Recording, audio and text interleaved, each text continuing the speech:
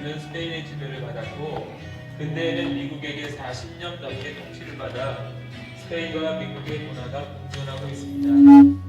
거기에 후속적인 민족 문화가 더해져 다양한 모습들이 섞여져 있습니다. 종교적으로는 로만 가톨릭이 80%, 개신교는 10% 내외이며 이슬람은 남부 민다나오 섬을 중심으로 6% 정도를 차지하고 있습니다. 한국 시기 23번째 섬기인 필리핀. 구체적인 나눔의 손길은 세부에서 비행기로 1시간 거리에 있는 두마게티입니다. 두마게티는 조용한 항구 도시로 13만 명 정도가 거주하고 있으며 교육의 도시로 학교가 많습니다. 협력하는 최영근 이승희 선교사는 두마게티에서 블레싱 성광교회를 세우고 현지 사역자와 협력해 7년째 섬기고 있습니다. 2021년 12월 태풍 오데페로 인해 많은 사망자가 발생하고 집과 건물들이 파손되어 한 달 가까이 정전 복구도 이루어지지 않은 곳들이 있는데 코비드로 락다운까지 이어져 어려움이 있습니다.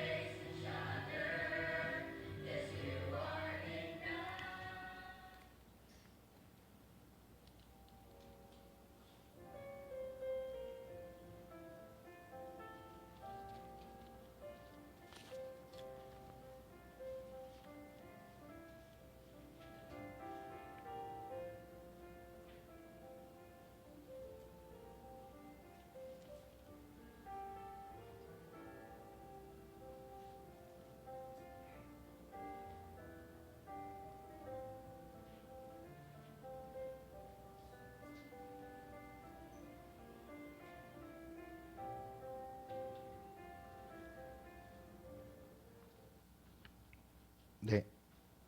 네, 이번 달 필리핀 두마게티의 최영근 이승희 선교사님을 위해서 기도해 주시고 성경 헌금 봉투를 통해서 한 달 동안 헌금해 주시기 바랍니다.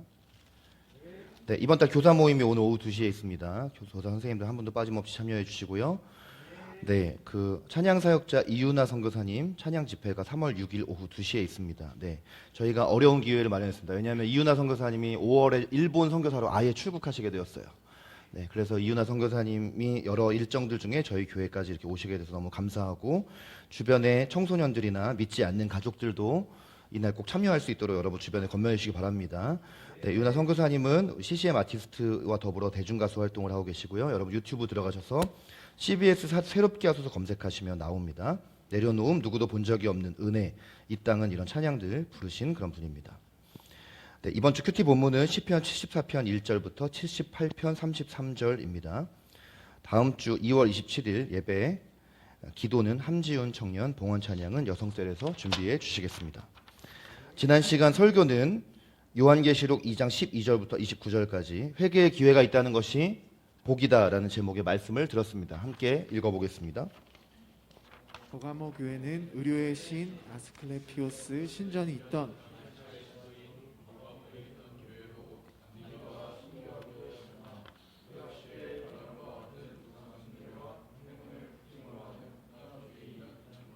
방에 빠져 있었다. 예수님께서는 좌우의 날선검을 갖고 싸우시는 분으로 나타나셨고 이기는 자에게는 만나와 흰돌을 약속하셨다. 두아디라 교회는 상인 동업조합이 자기의 수호 신전에서 제사를 드리고 성적으로 방탕하게 지냈던 두아디라에 있던 교회로 구약시대의 이세벨과 같이 자칭 선지자라고 부르는 여인과 그를 추종하는 세력이 있었다. 예수님께서는 이기는 자에게 만국을 다스리는 권세, 철장, 새벽별을 약속하셨다. 예수님께서는 이들에게 회개의 기회를 주셨듯 하나님과 우상을 겸하여 섬기는 우리의 모습 가운데 아직 회개의 기회가 있다는 것이 복임을 기억하자. 아멘. 아멘. 자리에서 일어나서 이제 오늘 본문 요한계시록 3장 1절부터 13절 교독해서 읽겠습니다.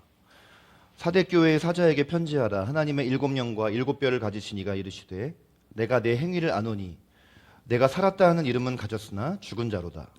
너는 일깨어 그 남은 바 죽게 된 것을 굳건하게 하라. 내 하나님 앞에 내 행위에 온전한 것을 찾지 못하였노니 그러므로 내가 어떻게 받았으며 어떻게 들었는지 생각하고 지켜 회개하라. 만일 일깨지 아니하면 내가 도둑같이 이르리니 어느 때에 내게 이르는지 내가 알지 못하리라. 그러나 사대에 그 옷을 더럽히지 아니한 자 몇 명이 내게 있어 흰 옷을 입고 나와 함께 다니리니 그들은 합당한 자인 연고라. 이기는 자는 이와 같이 흰 옷을 입을 것이요 내가 그 이름을 생명책에서 결코 지우지 아니하고 그 이름을 내 아버지 앞과 그의 천사들 앞에서 시인하리라. 귀 있는 자는 성령이 교회들에게 하시는 말씀을 들을지어다. 빌라델비아 교회의 사자에게 편지하라. 거룩하고 진실하사 다윗의 열쇠를 가지시니 곧 열면 닫을 사람이 없고 닫으면 열 사람이 없는 그가 이르시되 볼지어다 내가 내 앞에 열린 문을 두었으되 능히 닫을 사람이 없으리라. 내가 내 행위를 아노니 내가 작은 능력을 가지고서도 내 말을 지키며 내 이름을 배반하지 아니하였도다. 보라 사탄의 회당 곧 자칭 유대인이라 하나 그렇지 아니하고 거짓말하는 자들 중에서 몇을 내게 주어 그들로 와서 내 발 앞에 절하게 하고 내가 너를 사랑하는 줄을 알게 하리라. 내가 나의 인내의 말씀을 지켰은즉 내가 또한 너를 지켜 시험의 때를 면하게 하리니 이는 장차 온 세상에 임하여 땅에 거하는 자들을 시험할 때라. 내가 속히 오리니 내가 가진 것을 굳게 잡아 아무도 내 면류관을 빼앗지 못하게 하라. 이기는 자는 내 하나님 성전의 기둥이 되게 하리니 그가 결코 다시 나가지 아니하리라. 내가 하나님의 이름과 하나님의 성 곧 하늘에서 내 하나님께로부터 내려오는 새 예루살렘의 이름과 나의 새 이름을 그의 위에 기록하리라. 귀 있는 자는 성령이 교회들에게 하시는 말씀을 들을지어다. 아멘. 아멘. 함께하겠습니다.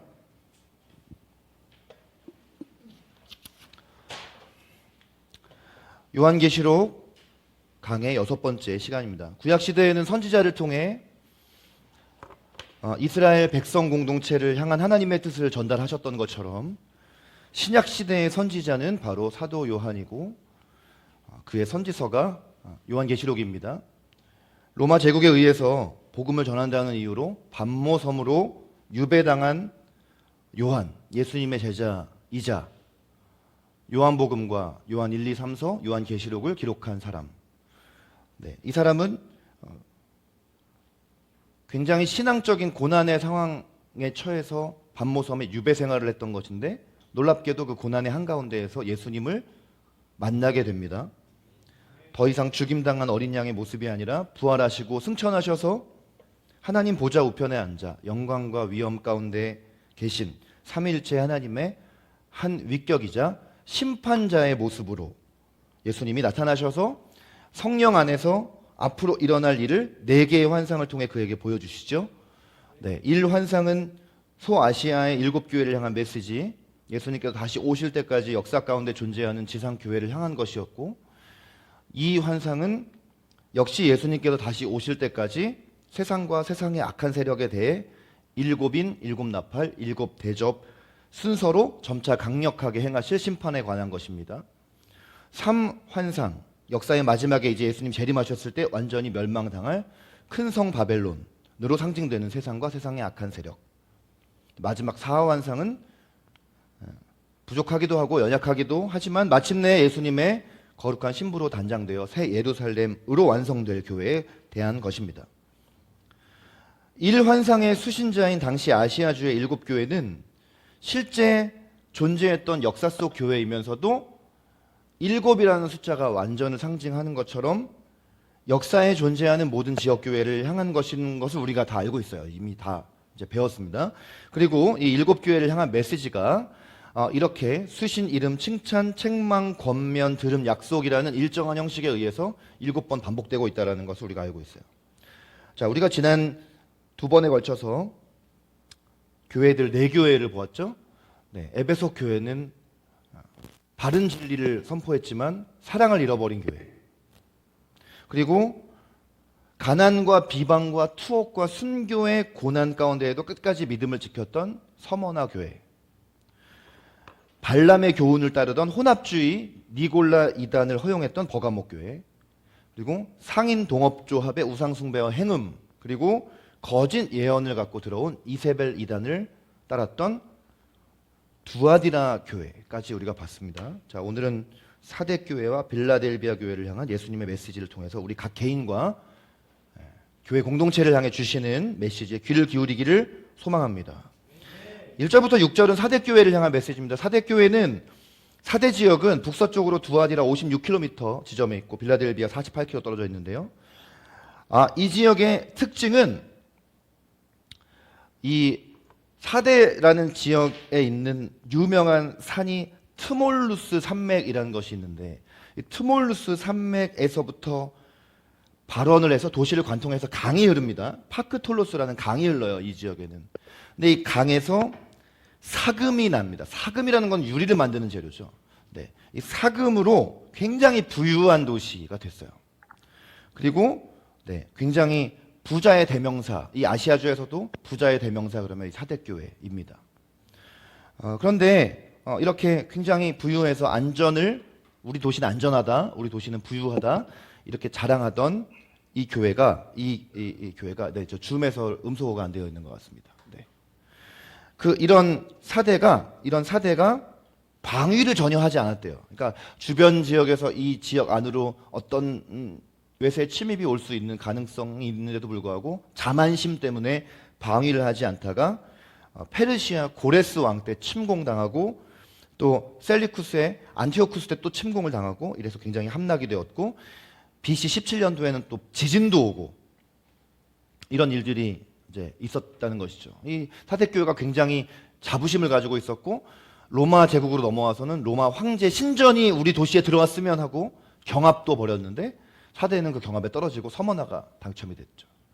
이러한 지역 특성을 가지고 있던 곳이 사대교회예요. 그래서 과거에 굉장히 안전함과 부유함을 자랑했던 도시이지만 그 자만심 때문에 침략과 지진을 경험할 수밖에 없었고 또 로마 제국의 원조를 받아서 겨우겨우 이제 다시 재건되었던 도시 사대 지역이다.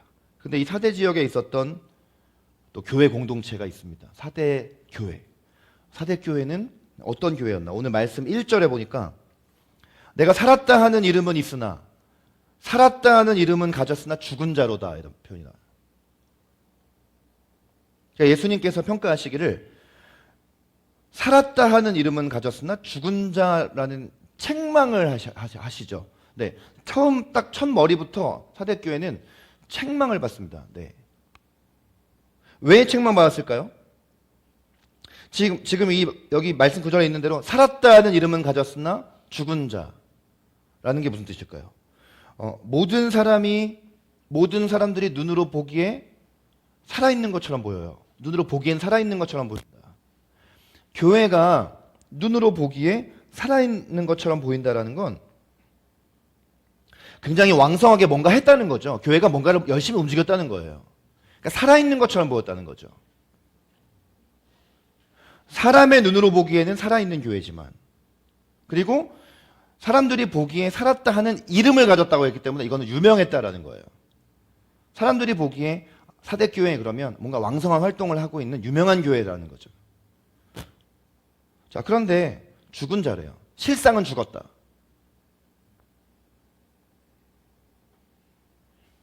많은 활동을 하고 사람들에게 유명하기는 했지만 그 안에 생명력을 잃어버린 교회.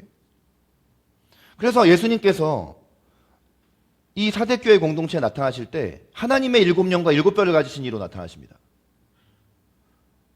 하나님의 7영이라는 거는 우리가 앞에서 예수님에 대해서 보았을 때 성령 하나님에 대한 말씀을 했잖아요. 하나님의 7영.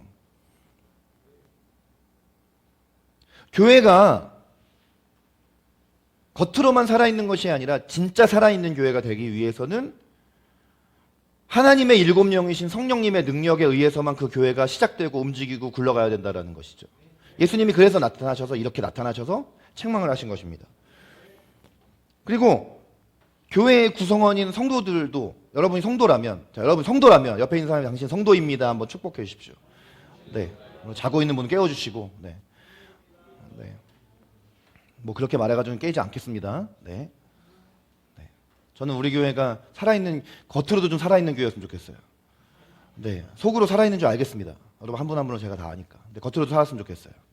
네, 하나님께도 생동감 있게 찬양을 하고 뭔가 앞에서 찬양 인도자가 노래하는 거 피아노 치는 거 듣기 좋은데 이런 곳이 아니라 그건 음악회장 가서 하시고 여러분이 찬양을 더 하시면 다음 주에 보겠습니다. 네.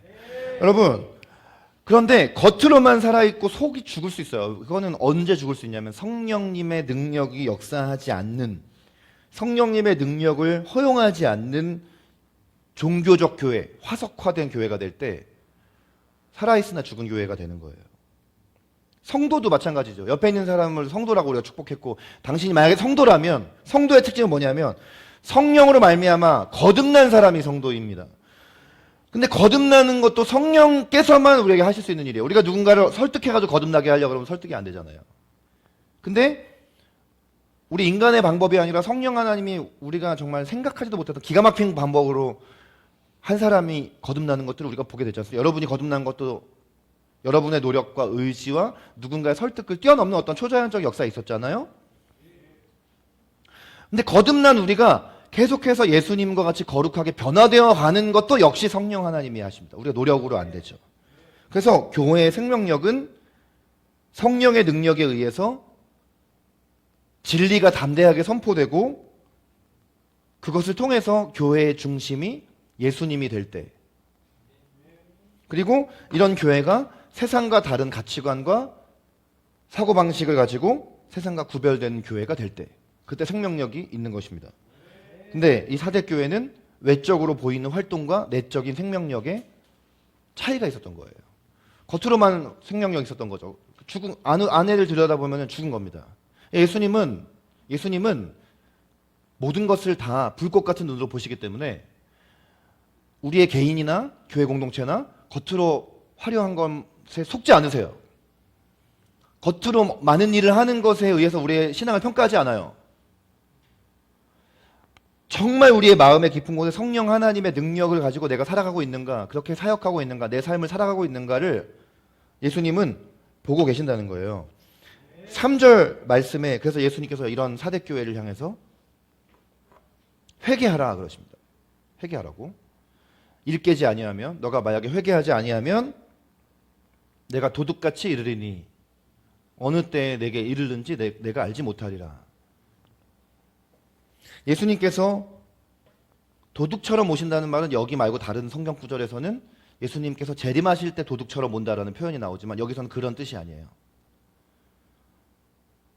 예수님께서 도둑같이 재림하실지 알지 못하니까 너희가 늘 깨어 있어라 라는 또 다른 말씀이 있죠. 네. 근데 여기서 말씀하시는 건 재림하실 때 말씀을 하는 게 아니에요. 네. 이 말씀 자체는 재림 때의 말씀이 아니잖아요. 그렇죠? 이거 역사 속에서 이루어져 가는 말씀이기 때문에 이 말씀 뭐냐면 언제든지 수시로 교회가 생명력을 잃어버리면 내가 와가지고 너희를 심판할 수도 있어라는 거예요. 교회 간판을 걸고 교회 이름을 붙이고 너가 내적인 생명력을 잃어버리고 겉으로만 활동력 있게 그렇게 교회를 꾸려가면 언제라도 나는 너희에게 와가지고 너희 교회를 심판하겠다. 4절 같이 읽겠습니다. 그러나 사대에 그 옷을 더럽히지 아니한 자 몇 명이 내게 있어 흰 옷을 입고 나와 함께 다니리니 그들은 합당한 자인 연고라. 네. 아멘. 사대 그러네. 근데 이제 이런 사대 교회 안에 몇 명이긴 하지만 네. 소수였다는 거예요. 몇 명밖에 없었다는 거는. 몇 명이긴 하지만 옷을 더럽히지 아니한 자가 있다. 참된 생명력을 가진 소수가 사대 교회 안에 있었다는 거예요. 겉으로는 살아있지만 내적 생명력이 없었던 이 사대 교회 안에도 소수이긴 하지만 생명력을 가지고 그냥 종교의 옷만 입지 않고 흰 옷을 입고 나와 함께 다닐 것에 대해서 약속받은 깨끗한 옷을 입은 사람들, 누구냐 하면은 종교의 옷을 걸치지 않은 생명력을 가지고 성령님께 붙잡힌 사람들이 그 안에 있었다. 우리는 사대교회의 소수의 남은 자와 같이 되어야 합니다. 소수이긴 하지만 그 남은 자가 되어야 돼요. 우리 공동체가, 우리 이 노래하는 교회 공동체뿐만 아니라 넓은 의미로 보면은 지금 한국교회 혹은 전 세계에 있는 거룩한 공교회가 다 마치 어느 시기에 사대교회처럼 생명력을 잃어버리고 성령님의 능력을 따라서 움직이지 않는 그때에도 하나님께서는 우리가 그 무리에 같이 휩쓸리기를 원하지 않으신다. 옷을 더럽히지 않고 흰 옷을 입고 주님과 함께 다니기를 원하신다라는 걸 우리가 기억을 해야겠다라는 겁니다. 요즘 우리 교회들을 보면 건물도 멋지고 주차장도 넓고 어떤 뭐 그냥 현대에 우리가 듣는 일반적인 음악처럼 화려한 음악과 다양하고 재미있는 어떤 프로그램들 주보를 보면 우리 교회가 얼마나 많은 선교사와 기관과 교회를 후원하고 있는지를 쭉 써놓고 어떤 교회는 예수님을 믿지 않는 이웃 주민들에게도 교회를 개방해서 문화센터를 하기도 하고 이런 교회가 얼마나 많아요. 얼마나 이런 교회들이 많아요. 1000명, 3000명, 5000명, 10,000명, 50,000명, 10만 명, 20만 명, 30만 명의 교회까지 있잖아요. 전 세계에 이런 이렇게 많은 숫자가 한 군데 모이는 교회는 우리나라밖에 없습니다. 그런데 여러분 어디 가서 저희 교회 소개할 작은 교회라고 하시죠. 그렇죠? 우린 작은 교회야. 이게 얼마나 나쁜 표현인지 아십니까? 네. 그런 표현들을 쓰기 때문에 우리가 교회 열등의식을 가져요. 작은 교회, 큰 교회 이런 것들을 평가를 할 수가 없어요. 우리는. 아무리 큰 교회라도 몇십만 명이 모이는 교회라도 많은 프로그램을 자랑하고 있는 교회라도 그 교회 목사가 뭐 일반 대중들도 다 알만한 그런 유명한 사람이라 해도 유명무실이란 말이죠. 이름은 있지만 실속이 없는, 이름만 있는, 그냥 이름만 유명한 그런 교회라도 복음이 없다, 복음을 잃어버린 교회다. 미국에서 가장 큰 교회가 레이크우드 교회라는 교회인데 그 레이크우드 교회라는 교회 조엘 오스틴 담임 목사인 교회예요. 미국의 전 미국인들이 다 그 목사를 알아요. 연예인 이상이에요. 일반 토크쇼에도 출연해요. 그러니까 조엘 오스틴의 그 말씀은 복음이 아니에요. 우리가 긍정적인 사고방식을 가지고 살아가면 된다라는 거예요. 그 목사가 대놓고 TV 방송에 나와서 얘기했어요. 자기는 어느 누구에게도 죄인이라고 얘기하지 않는데요. 몰몬 교회도 구원이 있다고 생각한대요. 그러니까 그 교회에 왜 사람들이 많이 몰려가겠어요? 교회 가면 듣기 좋은 얘기 듣거든요. 교회 갔는데 말씀으로 책망하고 권면하고 훈계하는 얘기 듣고 싶지 않거든요. 교회 가서 가만히 있으면 훌륭한 음악, 너무 좋은 훌륭한 사운드의 음악이 나오고 내가 너무 힘들고 어려운 삶을 살았는데 교회 가니까 나를 위로해주고 격려해주는 말씀을 듣는다. 그러면 사실 이 교회와 일반 좋은 훌륭한 강연을 하는 그런 모임과 어떤 차별성이 있습니까? 없는 것이죠. 긍정적인 말이 우리를 변화시키는 것이 아니라 진리가 우리를 변화시킵니다. 그것이 듣기에 무겁고 괴로울지라도 진리가 우리의 삶을 변화시키는 것이죠. 하나님의 말씀이야말로 칼로 찌르는 것 같을 때가 있지만 살아있고 운동력이 있어서 우리를 쪼개어 우리의 삶을 변화시키는, 우리의 마음과 생각을 변화시키고 우리의 삶을 변화시키는 것이다. 그래서 우리가 굉장히 경각심을 가져야 합니다. 개혁된 교회는 끊임없이 개혁되어야 된다고 했잖아요. 우리 교회 공동체가 늘 주님의 말씀이 살아있고 성령이 역사하는 교회인가? 성도인 나의 삶이 그런 삶인가? 넓게 보면 지금 우리 한국교회나 세계교회 공동체가, 이 거룩한 공교회 공동체가 생명력이 있는가? 그러면 그 가운데서 우리는 생명력이 없는 옷을 더럽힌 사람들의 무리 안에 그냥 우리가 같이 거기에 휩쓸려 가야 되고 그냥 대충 뭐 그냥 우리 그냥 그렇게 종교 생활하면 되는 거 아니야? 네. 종교가 변질되는 이유가 뭐예요? 크리스천들이 교회에서만 교인이고 세상에 나갔을 때 교회에서 배운 것과 분리해서 살아갈 때 그런 일이 벌어지는 거죠. 네.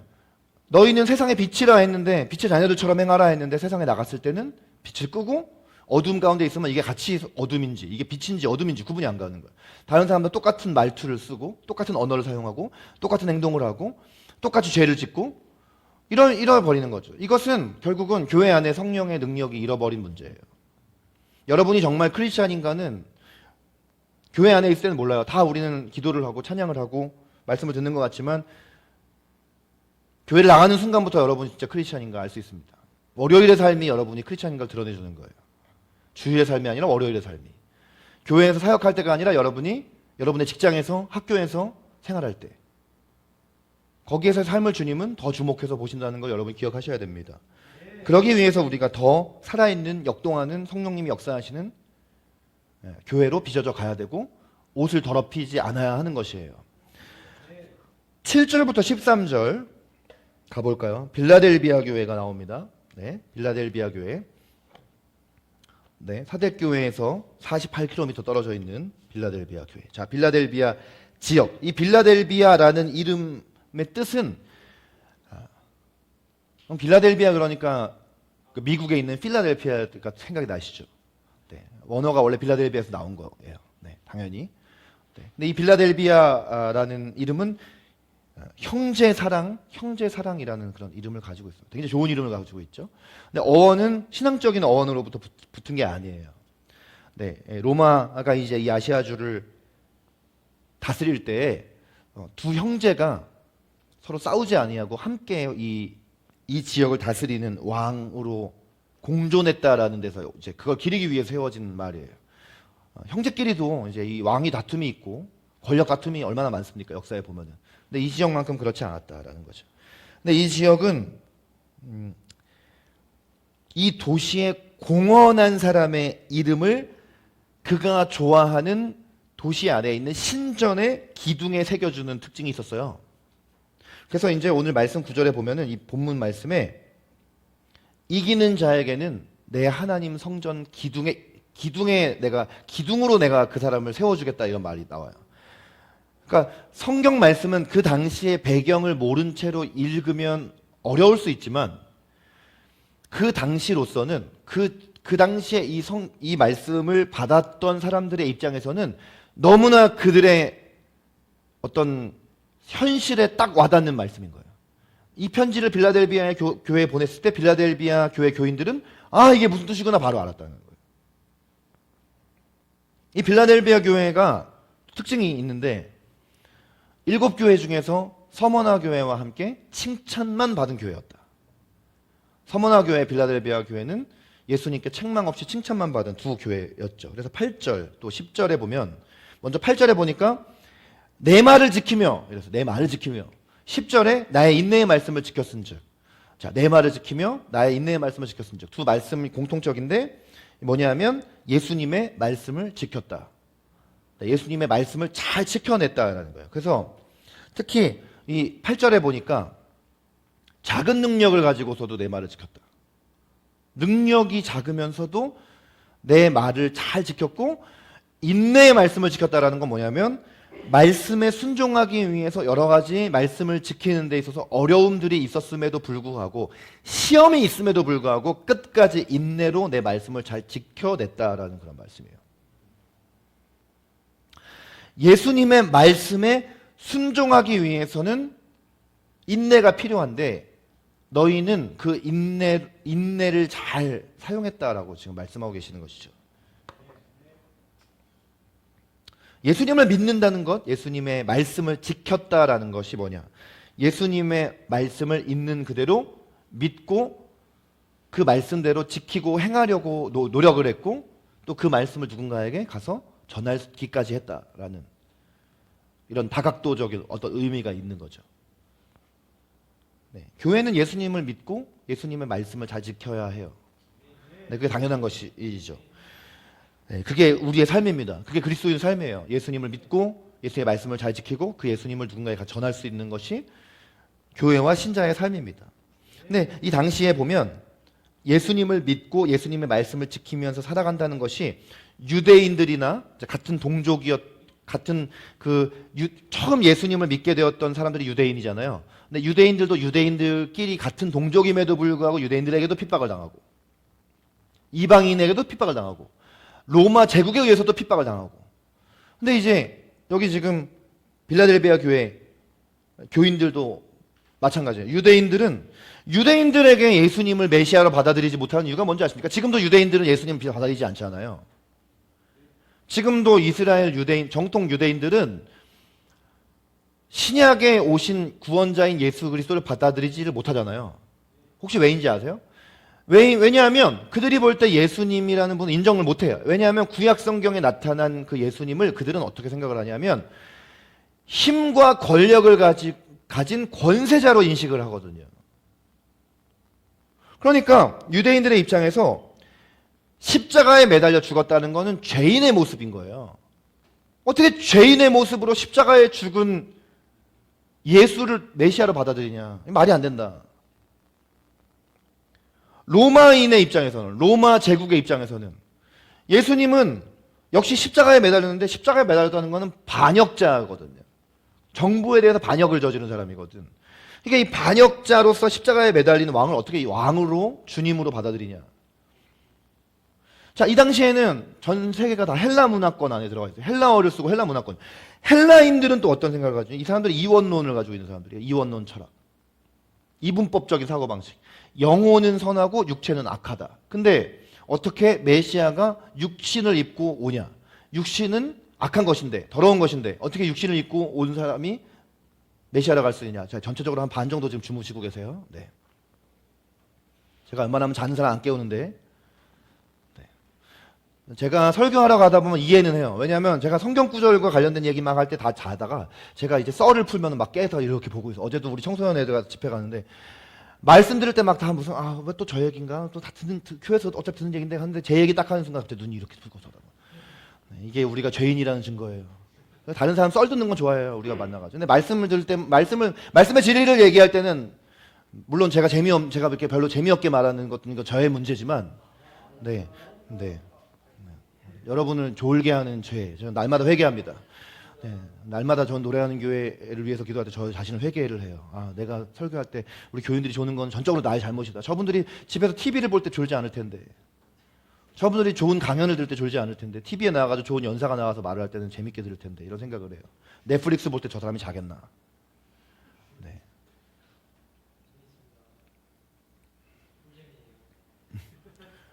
네, 늦었습니다.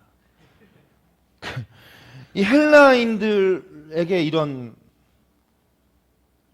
사고방식이 있었기 때문에 이 메시아를 받아들일 수 없는 거죠. 유대인도, 로마인도, 헬라인도 다. 그러니까 얼마나 이런 상황에서 예수님을 믿고 예수님의 말씀을 지키며 살아가는 것이 힘들었겠어요. 그러니까 9절 말씀을 보면 보라 사탄의 회당. 네, 여기 혹시 9절 말씀이 있으면 사탄의 회당이라는 표현을 쓰고 있어요. 네, 자칭 유대인. 앞에서도 나왔죠. 서머나 교회에도 이 자칭 유대인들이라는 집단이 나왔죠. 왜 자칭 유대인이냐면 유대인 신분은 유대인이야. 신분은 유대인인데 원래 유대인은 진짜 진정한 유대인은 어떤 유대인이에요? 하나님이 선택하신 백성이거든요. 유대인은 원래 진정한 유대인은 영적인 이스라엘은 하나님을 믿고 예수를 받아들인 사람이 영적 이스라엘이야. 그러니까 우린 다 영적 이스라엘이지. 우리가 한국 사람인데 왜 우리가 이스라엘 사람들에게 주신 하나님의 말씀을 왜 배워야 돼? 이렇게 생각하시는 분들이 계시는데 그게 굉장히 어떤 오해가 있는 거예요. 어느 누구도 그걸 설명해주지 않았으면 사람들이 그렇게 생각을 하거든요. 여러분 이 당시에 이스라엘, 지금 여러분 이스라엘이 전 세계에서 굉장히 영향력 있는 나라 아닙니까? 그렇죠? 굉장히 작은 땅덩어리는 되게 작지만 전 세계를 굉장히 주도하는 나라가 이스라엘이잖아요.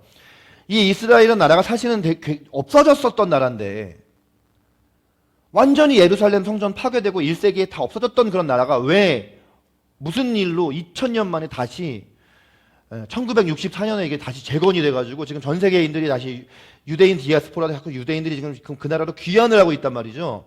그리고 이 이스라엘이라는 나라 자체가 전 세계가 주목을 하고 전 세계를 긴장하게 만드는 나라죠. 이스라엘이라는 거예요. 근데 왜 하나님이 수천 년 전에 그 이스라엘 민족을 첫 번째로 선택을 하셨겠어요? 그 당시에는 이스라엘이 그런 민족이 아니었거든요. 정말 아무도 거들떠보지 않고 보잘것도 없고 이집트라는 거대 제국 안에 있는 그냥 요만한 나라였다는 거예요. 그리고 그 나라를 통해서 하나님이 일하시는 것들을 열방에 보여주시면서 전 세계 어느 나라라 할지라도 어떤 연약한 사람이라 할지라도 내가 구원할 수 있다는 능력을 보여주신 거예요. 그게 이스라엘 선택하신 목적이에요. 그러니까 이스라엘을 통해서 나를 보게 하시는 거고 우리 민족을 보게 하시는 겁니다. 이스라엘이 무슨 서양 종교다 이런 말도 다 잘못된 말이에요. 이스라엘을 택하신 하나님의 놀라운 경륜이 있고 그 계획이 있는 것이죠. 근데 이게 사실은 진짜 유대인이거든요. 이게 영적 이스라엘인데 자칭 유대인이라는 건 뭐냐면 예수님을 믿지도 않고 하나님을 받아들이지도 않고 겉으로만 유대인, 율법주의자, 겉으로는 율법 잘 지키고 유대인 행세를 하고 있는 어떤 회칠한 무덤 같은 자칭 유대인들이 와가지고 이 빌라델비아 교회 교인들을 핍박하고 있는 거예요. 지금 빌라델비아가 있는 지역은 유대 지역이 아니잖아요. 근데 지금 유대인들이 전 세계로 다 흩어지고 있는 상황이잖아요. 그러니까 이 지금 빌라델비아 안에도 유대인들이 있었겠죠. 이 유대인들이 와가지고 예수님을 믿는 빌라델비아 교회인들을 핍박을 하는 거예요. 근데 예수님께서 어떤 놀라운 약속을 해주시냐. 9절 읽어보십시오. 시작. 보라 사단의 회당 곧 자칭 유대인이라 하나 그렇지 아니하고 거짓말하는 자들 중에서 몇을 내게 주어 그들로 와서 내 발 앞에 절하게 하고 내가 너를 사랑하는 줄을 알게 하리라. 아멘. 지금 이 사람들을 이 빌라델비아 교회 교인들을 핍박하던 자칭 유대인들을 오히려 너희들 앞에 와서 무릎 꿇리겠다. 그리고 내가 너를 사랑하는 줄을 그들을 알게 하겠다는 거죠.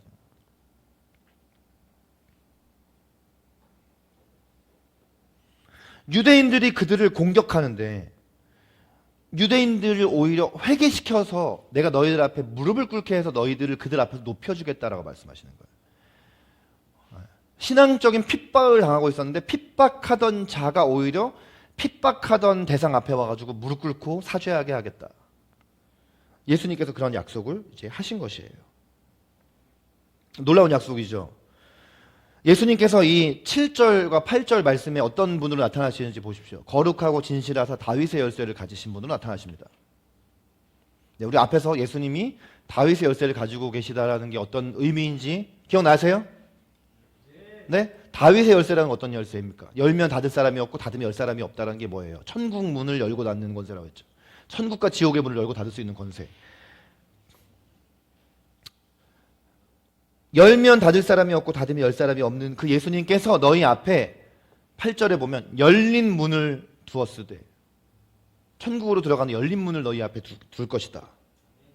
네. 천국으로 들어가는 문을 내가 너희들 앞에 열어줄 것이다. 천국 문을 열어서 천국에 들어가는 것을 누구도 막지 못하게 하겠다. 네, 마태복음 18장에서 예수님에 대해서 주는 그리스도시요 살아계신 하나님의 아들이십니다라고 고백했던 베드로에게 내가 이 반석 위에 내 교회를 세우리니 음부의 권세가 이기지 못할 것이다 라고 말씀하신 것처럼 예? 그리고 그 베드로에게도 예수님께 자신을 말씀하시기를 천국의 열쇠를 가지신 분으로 말씀하셨던 것처럼 지금 요한계시록에서도 예수님께서는 예수님의 말씀을 믿고 지키고 전한 빌라델비아 교회는 천국으로 들어가는 열쇠를 가진 교회다라는 것을 말씀해 주고 계신 것이죠. 아무리 주변에서 너희들을 유대인이 와서 헬라인이 와서 로마인이 와서 너희를 핍박해도 너희가 천국 들어가는 것을 그 누구도 막을 자가 없다라는 것을 말씀해 주고 계신 거예요. 구약 성경의 많은 구절이 구약 성경에서 선지서의 많은 구절들이 모든 이방 민족이 유대인 앞에 무릎 꿇게 되리라라는 그런 구절들이 나와요. 많은 이방인이 유대인 앞에 무릎 꿇게 되리라라고 약속을 하시는데 이 말씀은 문자적 해석하면 안 되는 구절이에요. 단지 많은 이방 사람들이 유대인 앞에 와서 그냥 무릎을 꿇고 유대인이라는 특정 민족을 높여주겠다 이런 말이 아니에요. 영적 이스라엘과 육적 이스라엘을 구분해서 하시는 말씀이에요. 무슨 말씀이냐면 영적인 이스라엘인 믿는 자들 앞에 육적 이스라엘, 자칭 유대인이라고 하면서 영적 이스라엘을 핍박하는 자들을 영적 이스라엘 진정한 신자들 앞에 결국은 무릎 꿇게 하리라. 이 말씀을 9절 말씀에서 다시 구약 성경 말씀의 표현을 갖다 붙여서 여기다가 쓰고 있는 거예요. 그러니까 자칭 유대인들을 결국은 진정한 유대인 앞에 무릎 꿇게 하겠다라는 말씀인 거예요. 종교인들이 막 우리를 핍박하고 우리를 종교인들뿐만 아니라 누군가 우리를 핍박하는 대상들이 있잖아요. 예수님을 잘 믿으려 하는 우리를 핍박하려 하는 자들을 오히려 회개시켜서 진정으로 잘 믿는 자들 앞에 무릎 꿇게 하시겠다라는 그런 말씀인 것이죠.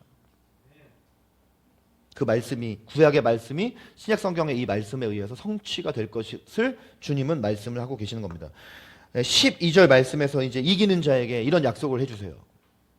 읽어보겠습니다. 이기는 자는 내 하나님 성전의 기둥이, 기둥이 되게 하리니 그가 결코 다시 나가지 아니하리라.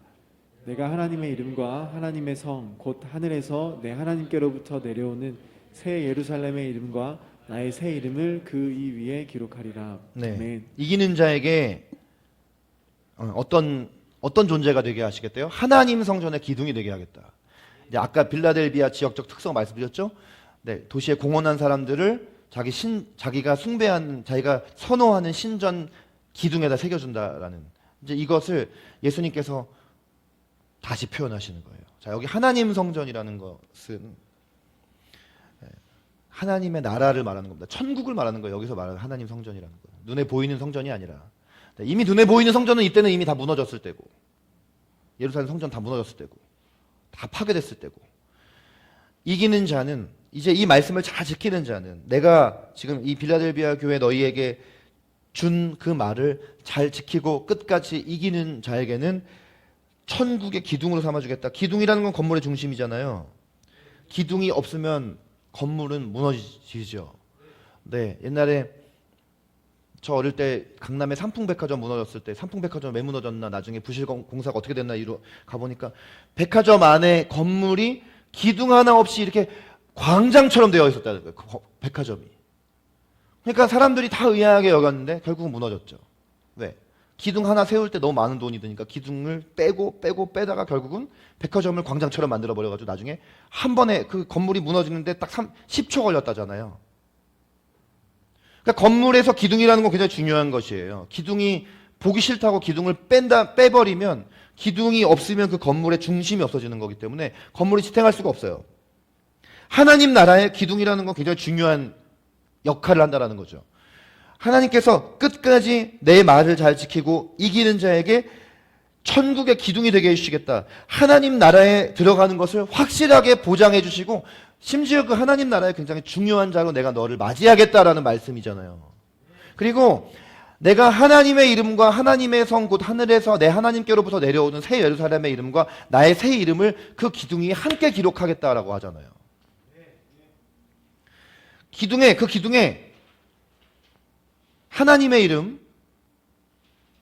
새 예루살렘의 이름, 나의 새 이름, 예수님의 이름이죠. 예수님의 이름, 이렇게 세 가지의 이름을 함께 기둥에 기록하겠다라는 그런, 이 표현이 어떤 말이겠어요? 여러분, 새 예루살렘이란 거는 지금은 빌라델비아 교회이지만 이제 예수님 다시 오시면 완성된 교회 이름이 새 예루살렘이잖아요. 하나님과 예수님과 그 이름과 더불어 너희의 이름을 새 예루살렘의 이름으로 기록해 주겠다라는 표현은, 너희가 지금은 부족함도 있고 연약함도 있지만 결국 새 예루살렘으로 완성될 거야 라는 말이죠. 그래서 예수님의 거룩한 신부로 너가 이제 그 어린 양의 혼인 잔치에 너가 참여하게 될 것이다. 너가 그런 완성된 교회로 빚어지게 될 것이다. 완성된 그 하나님 나라에서 너희가 이런 존재가 될 것이다 라는 것을 약속을 해주시는 겁니다. 그래서 너희가 이 땅에서 내 말씀을 지키는데 어려운 일들이 있더라도 유대인들이 와서, 자칭 유대인들이 와서, 육적 이스라엘이 와서 너희들의 믿음을 흔들어도 끝까지 내 말을 지켜라. 이 말씀을 해주시는 거예요. 살아있으나 죽은 자같이 되었다. 많은 활동을 하고 있는 것처럼 보이지만 실제로는 생명력을 잃어버렸던 교회, 사대교회.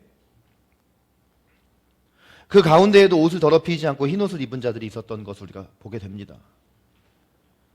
교회의 생명력은 하나님의 일곱 영이신 성령님께로부터 말미암을 수 있는 것인데, 성령님의 능력에 의해 움직여지지 않는 교회 공동체에는 언제라도 예수님께서 도둑처럼 갑작스레 임하셔서 심판하실 수 있는 것을 우리가 봤어요.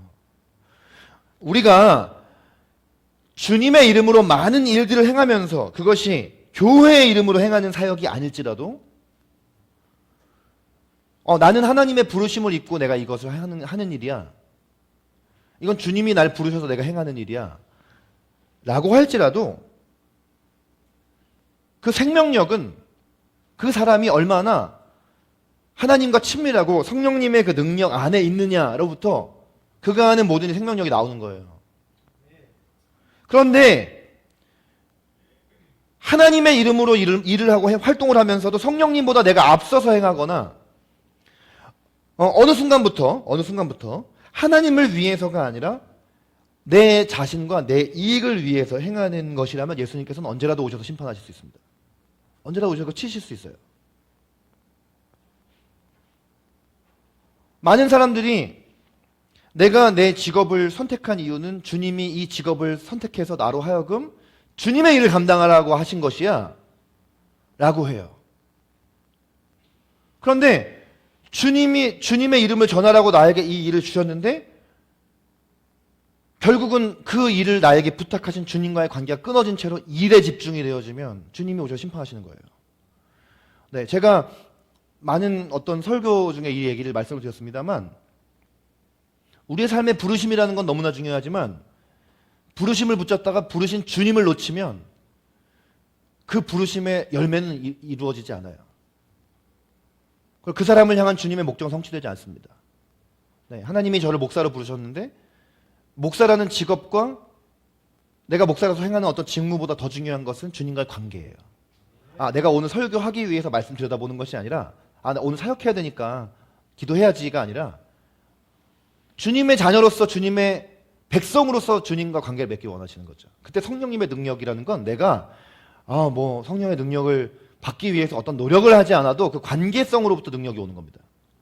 네, 그 관계로부터 능력이 오는 거예요. 내가 누구랑 친밀하면 그 사람의 능력이 나에게 오는 것처럼 주님과 친밀하면 친밀함으로부터 능력은 덤으로 오는 것이지 친밀함은 친밀함이고 은사와 능력은 은사와 능력이다 이렇게 구분할 수 없는 거거든요.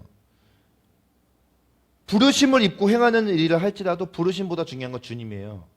교회가 많은 일들을 행하기 전에 먼저 주님과의 관계가 우선이 되어야 되고 예배가 회복되어야 합니다. 예배를 통해서 주님과의 살아있는 관계가 회복되면 나머지들은 다 제자리로 들어가는데 예배 중심이 되지 않고 자꾸만 다른 비본질적인 사역 중심이 되고 이벤트 중심이 되고 행사 중심이 되면 교회는 무너지고 주님의 심판을 당하는 거예요. 한 개인의 삶도 마찬가지고요. 그래서 우리가 교회가 생명력을 잃고 무너져가는 시기를 살아가고 있을 때라도 언제나 우리는 그 옷을 더럽히지 않고 다시 하나님과의 관계로 돌아가서 흰 옷을 입어야 한다라는 겁니다. 네. 유대인과 헬라인과 로마인 모두가 그리스도인과 교회를 경계하고 핍박하던 그때 인내로 예수님의 말씀을 지켰던 빌라델비아 교회는 또 어떻습니까? 이 교회 앞에 예수님께서는 천국의 열쇠를 갖고 그 앞에 열린 문을 두시며 하나님 성전의 기둥이 되게 하시고 그 기둥에 하나님과 예수님과 새 예루살렘의 이름을 함께 기록하시겠다면서 확실한 천국의 약속을 주시잖아요. 자, 어디에 우리 이름이 새겨지기를 원하는가? 우리는 우리의 이름이 어디에 새겨지기를 원하는가?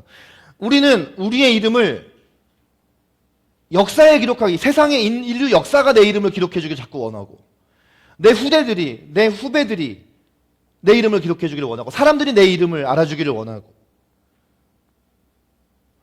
그러나 우리의 정말 이름이 기록되어야 할 곳은 하나님의 생명책에 기록되어야 하고 하나님 성전의 기둥에 하나님과 예수님과 더불어 새 예루살렘이라는 이름으로 기록되어야 하는 것이에요. 그리스도인은 교회 문턱을 1년에 52주 뻔질나게 52회 여기 100번을 드나드는 그것이 교인이 아니라 예수님을 온전히 믿고 예수님의 말씀을 지키며 살아가고 예수님을 전하는 사람이 되어야 합니다. 신앙생활은 교회 생활이 아니라 삶이 온전히 영적 예배로 드려지는 것이 신앙생활이에요. 우리의 모든 영역에서 예수님을 믿는 예수님의 말씀을 믿고 지키는 것이 우리의 모든 삶에 실천되어야 해요. 먹고 사는 문제에도 그것이 해당되어야 하고 내가 진학하는 문제, 취업하는 인간관계, 결혼, 건강 이런 것들이 우리의 삶의 문제라면 다 문제이겠죠. 얼마나 많은 고민이 되는 문제입니까? 그러나 가장 중요한 우리 삶의 이슈는 아니에요. 먹고 사는 문제가 우리 삶의 가장 큰 이슈인 것 같지만 그거 우리 삶의 가장 큰 문제 아니에요. 건강의 문제도 별로 중요하지 않아요. 어느 학교를 다니느냐, 어떤 직장에 들어가느냐, 어떤 직업을 갖느냐, 그거 중요한 것이 아니에요. 이번 주에 제가 원주에 유기성 목사님 오셔가지고 가서 말씀을 들을 기회가 있었어요. 이게 유기성 목사님 설교를 듣는데 유기성 목사님이 그런 얘기를 해요. 요즘 청년들이, 크리스찬 청년들도 그렇게 결혼을 못하는 문제 때문에 고민을 많이 한다고. 제 얘기 아닙니다. 네. 제가 제 얘기하는 게 아니라요. 요즘 청년들이 결혼 못해가지고 그렇게 고민이 많고 막 그런 문제로 많이 상담을 온대요. 그래서 목사님이 그런 사람들이 오면은 그런 얘기를 한대. 여러분이라고 한번 생각해보고 한번 들어보세요. 유기성 목사님 그런 청년들이 오면 너 저기 산속에 아무도 없는 곳에 가서 수도 생활 하라고 하면 할 수 있겠냐고. 그럼 대부분의 결혼에 안달난 청년들 못한다고 할 거 아니에요. 제가 이 얘기했더니만 예담 청년은 막 너무 자기 수동 가고 싶다고 하더라고. 근데 그거는 예담이의 경우고 대부분의 사람들은 수도 생활, 저도 혼자 있는 것을 그렇게 외로움을 안 타는 사람이 전 수도 생활 못할 것 같아요. 전 수도 생활 못할 것 같거든요. 그 다 못하는 거고 한대. 그러면 목사님이 그 얘기를 한대요. 만약에 그렇다면 너는 지금 결혼이 아니라 넌 수도원 들어가야 된다고. 왜냐? 무슨 얘기인가 싶잖아요? 너가 지금 혼자 독신으로 지내면서도 예수님과 동행해서 행복함을 느끼지 못하면 아무리 결혼을 해서 네 옆에 배우자가 있어도 네 인생 행복하지 못할 것이다. 결혼을 하는 것은 행복하기 위해서 결혼하는 게 아니다. 그러면서 그 자리에 이제 수많은 결혼하신 분들한테 목사님이 물어봤어요. 결혼하신 분들 90%인데 행복하시냐고. 다 웃더라고요. 대답 아무도 안 하고. 그러니까 결혼 못할 때는 그렇게 결혼을 하려고 안달을 내다가 막상 결혼을 하고 나니까 행복할 줄 알았는데, 오늘 여기 결혼하신 분 두 분밖에 안 계시지만 행복할 줄 알았는데 막상 결혼하고 나니까 행복 얼마 안 가더라는 거지. 중요한 게 뭐냐는 거예요. 본질이 뭐냐는 거예요. 자녀에게 나의 행복의 가치를 두고, 자녀가 나를 행복하게 해줄 줄 알았는데 자녀가 우리 행복하게 해주지 못하고, 돈을 많이 버는 게 통장에 있는 잔액이 나를 행복하게 해주지 못하고, 유명한 것이 나를 행복하게 해주지 못하고, 권력을 가지는 것이 나를 행복하게 해주지 못하는 거예요. 제일 중요한 우리의 삶의 이슈, 우리의 이름이 남아야 할 곳이 어디냐? 우리의 이름이 남아야 할 곳은 하나님의 성전의 기둥, 천국에 내 이름이 새겨지는 것이에요. 영적 생활이 가장 우리 삶에 중요하다는 걸 우리는 오늘 이 아침에 깨달아야 합니다. 천국을 향한 열린 문이 우리 삶의 가장 큰 복이라는 거예요. 이것을 기억하며 오늘 이 아침에 우리가 주님께 기도할 때 생명력이 없는 한 가운데에서도 옷을 더럽히지 않고 흰 옷을 입은 거룩한 저와 우리 공동체가 되게 하옵소서. 인내로 예수님의 말씀을 믿고 행하고 전하여 하나님의 성전 기둥에 하나님 예수님과 더불어 새 예루살렘의 이름으로 내 이름이 새겨지는 저와 우리 공동체가 되게 해 주시옵소서. 우리가 이렇게 기도하기 소망인데 자리에서 함께 일어나겠습니다. 두 손을 우리가 주님 앞에 높이 들고 첫 번째로 생명력이 없는 한가운데에서도 옷을 더럽히지 않고 흰옷을 입은 거룩한 저와 우리 교회 공동체가 되게 하여 주시옵소서. 우리 주님의 이름 한번 부르고 기도하겠습니다. 주여, 하나님 기도합니다. 생명력이 없는 한가운데에서 옷을 더럽히지 않고 흰옷을 입은 참된 생명력을 가진 주님과의 친밀함을 잃어버리지 않는 저와 우리 공동체가 되게 하여 주시옵소서. 하나님, 우리 삶 가운데 성령의 능력을 잃어버리지 않고 살아가게 하시고 성령님으로부터 말미암는 충만한 그 생명력이 늘 우리 각 개인과 교회 공동체 안에 마르지 않게 하여 주시옵소서. 계속 기도하겠습니다. 여러분, 이 시간에 하나님, 제가 인내로 예수님의 말씀을 믿고 행하고 전하여 세상의 이름 남기기를 애쓰기보다 하나님의 성전 기둥에 하나님과 예수님과 더불어 새 예루살렘의 이름으로 이름이 새겨지는 영광을 누리게 하여 주시옵소서. 그런 저와 우리 노래하는 교회 공동체 되게 하여 주시옵소서. 함께 주님의 이름 한 번 더 부르고 기도하겠습니다. 주여, 하나님 기도합니다. 하나님, 우리의 삶 가운데 많은 타협의 여지들이 있고 우리를 공격하는 너무나 많은 악한 세력들이 있지만 하나님, 그러나 끝까지 인내로 예수님의 말씀을 믿고 행하고 전할 수 있는 우리가 되게 하여 주시옵소서. 그래서 우리의 이름이 결국 새겨져야 할 곳은 하나님의 성전 기둥인 것을 믿습니다. 새 예루살렘의 이름으로 우리의 이름이 천국에 기록되어야 할 것을 믿습니다. 하나님, 이 시간 우리가 거기에 우리의 삶에 전력하게 하여 주시옵소서. 우리의 삶에 전력해야 할 대상이 무엇인지를 우리가 깨닫게 하여 주시옵소서. 하나님, 주님 앞에 다시 한번 우리의 삶을 올려드립니다. 하나님, 성령의 능력이 우리 삶 가운데 회복되길 원합니다. 네. 마른 잎사귀, 마른 열매가 되어버린 우리의 삶 가운데 성령의 생기를 다시 한번 허락하여 주셔서 겉만 살아있는 신자, 교회가 아니라 참된 영적 생명력을 지닌 하나님의 살아 역사하심을 세상 가운데 밝히 보여줄 수 있는 그런 우리 자신과 우리 교회가 되게 하여 주시옵소서. 하나님 또한 이 시간 주님 앞에 회개합니다. 우리가 우리의 이름이 어디에 새겨지기를 원하고 있습니까? 세상 사람들이 우리의 이름을 알아주기를 더 원하는 우리의 죄된 모습 한가운데 정말 우리의 이름이 새겨져야 할 곳은 하나님의 성전 기둥인 줄로 믿습니다. 우리의 새로운 신분, 새 예루살렘으로 거룩한 신부로 단장되어 주님 앞에 드려져야 할 우리의 삶인 줄로 믿습니다. 하나님, 우리를 새롭게 하셔서 다시 한번 우리가 예수님의 이름을 확실하게 붙들고 예수님을 믿고 그 말씀을 지키며 그 말씀대로 행하며 그 예수님을 세상 가운데 전하는 우리 개인과 우리 공동체가 다 되게 하여 주시옵소서. 그렇게 우리의 삶을 이루어 가실 주님을 찬양하오며 주 예수 그리스도의 이름, 그 은혜와 성령님의 교통하심과 하나님의 놀라우신 그 사랑하심이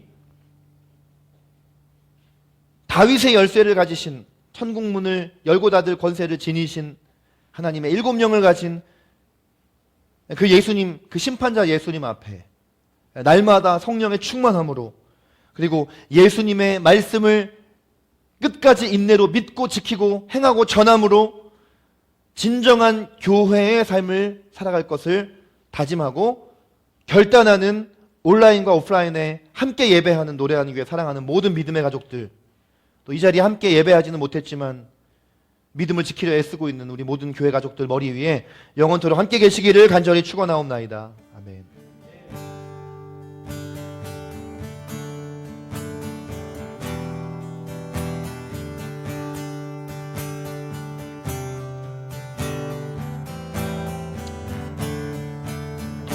예배를 받으신 하나님께 다시 한번 영광의 박수 올리겠습니다.